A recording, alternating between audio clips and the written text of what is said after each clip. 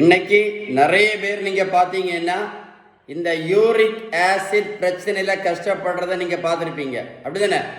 இந்த uric acid பிரச்சனை இருக்கக்கூடியவங்களுக்கு நல்லா கேட்டுடுங்க. இந்த யூரிக் ஆசிட் பிரச்சனை இருக்கக்கூடியவங்களுக்கு பக்கவாதம் வரலாம், இல்ல இருதய மாரடைப்பு வரலாம் அப்படின்னு நான் சொன்னா உங்களுக்கே ஆச்சரியமா இருக்கா இல்லையா? ஆமா, கண்டுபிடிச்சிருக்காங்க. என்ன அப்படின்னா, யூரிக் ஆசிட் அதிகமாக இருக்கக்கூடியவங்களுக்கு இரத்த குழாய்க்கு உள் பக்கத்தில் எண்டோதீலியல் டேமேஜ், இந்த பாதிப்பு இருக்கிறதுனால யூரிக் ஆசிட் பிரச்சனை அதிகம் இருக்கக்கூடியவங்களுக்கு என்னெல்லாம் பிரச்சனை வரலாம் கண்டுபிடிச்சிருக்காங்க. பக்கவாதம் வரலாம், இருதய மாரடைப்பு கூட வரலாம். இது போக என்ன பிரஷர், பிபி, இது போக என்னது கிட்னி பாதிப்பு. கிட்னி பாதிப்பு வந்து கிட்னி டயாலிசிஸ் கூட நிறைய பேர் பண்ணியிருக்காங்க. யூரிக் ஆசிட் பிரச்சனை அவ்வளோ ஆபத்தானது, சரிதானே? கிட்னி பாதிப்பு.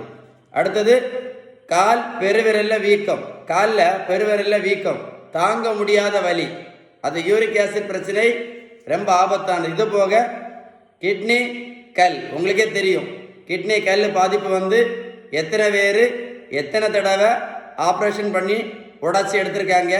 அதனால உள்ள வலி வந்து கிட்னியில் கல் வந்தவங்களே தான் தெரியும் யூரிக் ஆசிட் பிரச்சனை எவ்வளோ ஆபத்து அப்படின்னு. கிட்னி கல் சொல்லிட்டு அப்புறம் மூட்டு வலி, மூட்டு வலி பற்றி உங்களுக்கே தெரியும்னு நினைக்கிறேன். நல்லா பார்த்துடுங்க.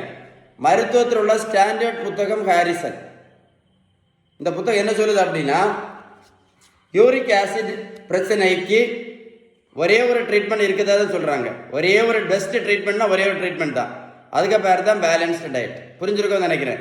பேலன்ஸ்டு டயட் நீங்கள் ஃபாலோ பண்ணலன்னு வைங்களா, பேலன்ஸ் டயட் ஃபாலோ பண்ணல அப்படின்னா நீங்கள் மாத்திரை தான் போட வேண்டியது இருக்கும்.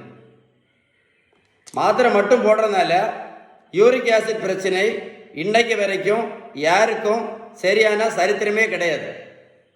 ஏன்னா புத்தகம் என்ன சொல்லுது அப்படின்னா, பேலன்ஸ் டயட் தான் கரெக்ட் ட்ரீட்மெண்ட் அப்படின்னு சொல்கிறாங்க. யார் சொன்னா? இந்த புத்தகம்.